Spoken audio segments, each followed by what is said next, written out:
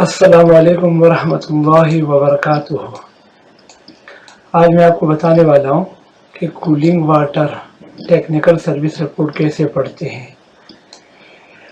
अगर आप power plant से रिलेटेड हो तो आपको मालूम होना चाहिए कि ये जो टेक्निकल सर्विस रिपोर्ट है ये कैसे पढ़ते हैं। ठीक है, तो टेक्निकल सर्विस रिपोर्ट आपके पास ऐसी आती है कि सबसे पहले कंपनी का नाम होता है। ठीक है, फिर कंपनी का नाम होता है जहाँ पर ये टेस्ट परफॉर्म करती है, इस कंपनी का नाम होता है। फिर सबमिटेड टू, यानी जिसको ये रिपोर्ट जमा कराई जाएगी या जमा कराई गई है उस बंदे का नाम होता है। उसके बाद एनालाइज्ड बाय, जिसने रिपोर्ट बनाई है, एनालाइज किया है, उनका नाम होता है। उसके बाद सबसे ऊपर आता है टेस्ट परफॉर्म में पीएच वैल्यू आता है। ठीक है, यानी पोटेंशियल ऑफ हाइड्रोजन। और ये भी मैं बहुत जल्दी आपको बताता जाऊँ ताकि वीडियो लंबी ना हो, और क्योंकि वीडियो 5 मिनट की वीडियो भी नहीं देखते हो तो अगर लंबी होगी तो आप क्या देखोगे। तो पीएच का मतलब होता है पोटेंशियल ऑफ हाइड्रोजन। ये 1 से 14 के रेंज के में होता है, 1 से 14 रेंज में होता है। और ये हमारे पास 1 से लेकर जो 6.5 तक ये एसिडिटी कहलाता है, और 7 न्यूट्रल होता है, जबकि 7 से लेकर 14 तक हमारे पास ये एल्कलाइनिटी कहलाता है। तो ये दरअसल शो करता है पानी के हार्डनेस को भी। ठीक है, इसके बाद हमारे पास आता है टोटल हार्डनेस, ये पीपीएम में आता है। सबसे पहले बता दो पीपीएम क्या होता है, वो भी बताता हूँ। चलो आगे, ये CaCO यानी कैल्शियम कार्बोनेट है, फिर कैल्शियम हार्डनेस है, फिर M एल्कलाइनिटी पीपीएम में है, ये भी कैल्शियम का कार्बोनेट है।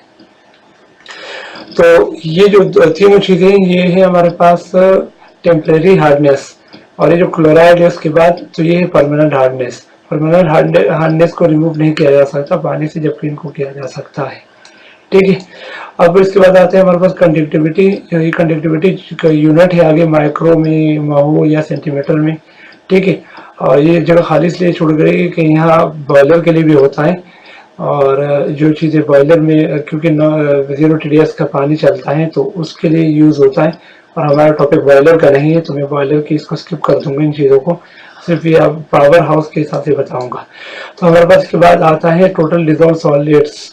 तो ये भी पीपीएम में लेते हैं। टोटल डिजॉल्व सॉलिड्स का मतलब होता है मिनरल्स, ये पानी के अंदर टोटल कितने मिनरल्स हैं। वैसे बताता जाऊँ कि मोर देन 100 मिनरल्स होते हैं पानी के अंदर। तो सबको ऑब्जर्व करना या सबको ऑब्जर्व करना वैसे इम्पॉसिबल होता है, लेकिन जो मेन होता है, जो पानी के ऊपर इफेक्टेड होता है, उनको ही हाईलाइट किया जाता है। ठीक है, और वैसे पोटाशियम होता है, मैग्नीशियम होता है, आयरन होता है हमारे पास, और हमारे पास सिलिका भी होता है, सल्फेट वगैरह, क्लोराइड, ये सारी चीज़ें होती हैं मिनरल्स पानी के अंदर। तो उनको TDS में लिया जाते हैं। TDS वो TDS में ही इनको TDS कहा जाता है।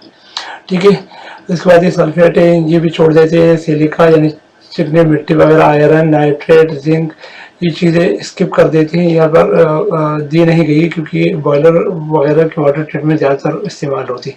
आगे हमारे पास साइकिल ऑफ कंसंट्रेशन, ये बहुत अहम चीज़ है, ये भी मैं बताता हूँ ये क्या होता है। और इसके बाद है LSI। तो जो LSI होता है ये भी ये लेंजिलियर सैचुरेशन इंडेक्स कहलाते हैं। और इसके मैं अगर बताता जाऊँ कि इसका मतलब क्या होता है, मैं क्या कि अगर pH को 1 यूनिट तक रिड्यूस करने पर पानी जो है वो इक्विलिब्रियम में कन्वर्ट हो जाता है या इक्विलिब्रियम बन जाता है। तो ये एक अलग चीज़ है। फिर उसके बाद है इक्वेटेड 202, ये हमारे पास स्केलिंग इनहिबिटर होता है। ये डोजिंग पंप से आपके सर्किट में, कूलिंग सर्किट में इंजेक्ट किया जाता है। ठीक है, ये वीडियो में शॉर्ट बनाने की कोशिश कर रहा हूँ। अगर आपको समझ में आए और किसी ने लाइक किया या मेरे वीडियो को, मेरे चैनल को सब्सक्राइब किया, तो आगे मैं बिल्कुल फुल बाय फुल तफसीलन वीडियो भी बनाने की कोशिश करूँगा और बनाऊँगा भी।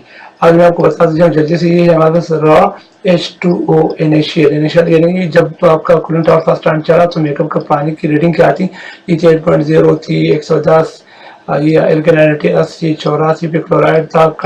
ये जो हमारा टोटल डिजॉल्व सॉलिड थे 400 थे फ्रेश पानी के। ये जो मेकअप H2O उसके बाद आते हैं इंड्यूस, यानी अभी के जो परफॉर्म किया गया तो उस वक्त अभी के क्या आ रहे हैं रीडिंग, वो ये सब है आपको जो नजर आ रहा है। फिर स्टेटस में ओके ओके ओके है, ठीक है, ये जो है ओके है। फिर कंट्रोल लिमिट है, हमारा पीएच होना चाहिए 8 से लेकर 8.4 तक पीएच वैल्यू होनी चाहिए।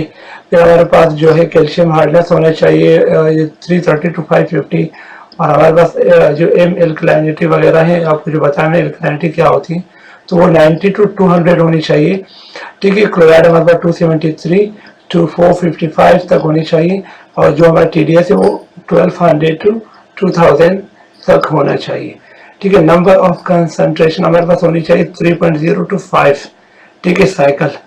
और ये जो LSI है ये 0.5 to 2.0 होनी चाहिए, ठीक है। और ये जो इनहिबिटर है हमारे पास, इसकी ppm 60 to 100 होना चाहिए।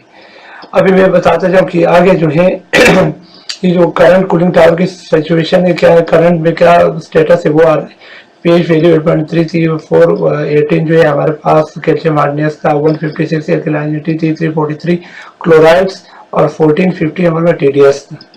तो अब ये जो साइकिल निकलते हैं ऐसे निकलते हैं कि अगर आप 1450 को डिवाइड करोगे फ्रेश पानी 400 से, तो ये साइकिल निकल के आ जाएगा 3.62।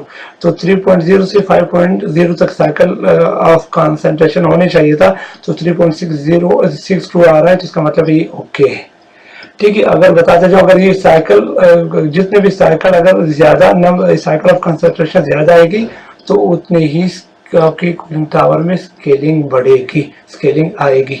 ये जो 0.5 to 2.0 है LSI, तो इसका मतलब ये होता है अगर 0.5 से नीचे जाए तो कोरिजन होता है, और 2.0 से ऊपर जाए तो स्केलिंग होती है कूलिंग टावर में। तो ये 1.4 आ रहा है, अगर इसको आप करोगे इससे तो 1.4 ही आएगा, और इसका ये मतलब ये भी ओके। और 1600 अगर ppm देखा जाए तो 65 ppm आ रहा है करंट, तो ये भी ओके। तो उम्मीद है कि आपको ये समझ में आ रहा होगा, जो मैं जल्दी जल्दी बताने की कोशिश कर रहा हूँ। और इसके बाद ये हमारे पास आ जाता है नीचे केमिकल डिस्क्रिप्शन आ जाते हैं कि आपको कौन से केमिकल चलते हैं, उसके ये आगे जो है इन यूज, ये रिकमेंडेशन होती है कि रिकमेंडेड होता है। जिस तरह ये 202 केमिकल है एक्वाट्रिट, तो 500 ml पर डे होना चाहिए। फिर जो 520 है हमारे पास 500 ml पर डे होनी चाहिए। ये जो नीचे 411 एक्वाट्रिट, ये जो हमारे पास 1000 ml ये आफ्टर सनसेट है पर वीक होना चाहिए, ठीक है। तो ये मैं केमिकल के ऊपर भी आपको वीडियो बना के दे दूंगा इंशाल्लाह नेक्स्ट टाइम अभी, कि केमिकल क्यों इस्तेमाल होता है और केमिकल का मकसद क्या होता है, केमिकल कब और कैसे इस्तेमाल किया जाता है, सारी चीज़ें बताऊंगा। फिर उसके बाद जो केमिकल से एक्स्ट्रा भी चीज़ें H2SO4 यानी सल्फ्यूरिक एसिड क्यों इस्तेमाल करते हैं, इसमें क्या ऐसा होता है। फिर हाइपो वो क्यों इस्तेमाल करता है, आफ्टर सनसेट क्यों करता है, और ये वीकली क्यों करता है, सब बताऊंगा नेक्स्ट वीडियो में इंशाल्लाह ताला करिए। और इसके बाद ये ऑब्जर्वेशन है कि भाई ये जो ऑब्जर्वेशन है रिमार्क्स है, इन्हें parameters found with in limits हैं। फिर आगे रिमार्क्स में सिस्टम फाउंड सेटिस्फैक्ट्री, आपका सिस्टम बिल्कुल ओके चल रहा है, ठीक है। ये हमारे सबसे नीचे लास्ट में है, ये आपके पास स्टॉक कितना मौजूद है, वो पूछते लिखते लेके चले जाते कि कितना केमिकल आपके पास स्टॉक में है। तो रिमेनिंग केमिकल्स वगैरह को यहाँ पर डिस्क्राइब किया जाता है।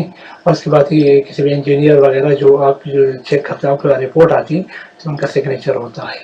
तो उम्मीद है कि आपको ये वीडियो पसंद आई होगी, और अगर पसंद आई है तो लाइक करें, मेरे से वीडियो को लाइक करें, शेयर करें, और जो मेरे चैनल है उनको सब्सक्राइब करें। अगर आप सब्सक्राइब करेंगे, लाइक करेंगे, तो आपका कुछ भी नहीं जाएगा, और हमारी हौसला अफजाई होगी, और हम इसी तरीके से और बेहतर से बेहतर वीडियोस आपके लिए लाते रहेंगे। क्योंकि इस टाइप की वीडियोस यूट्यूब पे भी मौजूद नहीं होंगे, आप सर्च करके देख लो। तो मैं पावर हाउस के हिसाब से फिर आगे सिविल इंजीनियरिंग, मैकेनिकल इंजीनियरिंग सब की वीडियोस बनाने वाला हूँ प्रूफ के साथ, तो देखते रहिए। और इतना ही था बस, अल्लाह हाफिज़।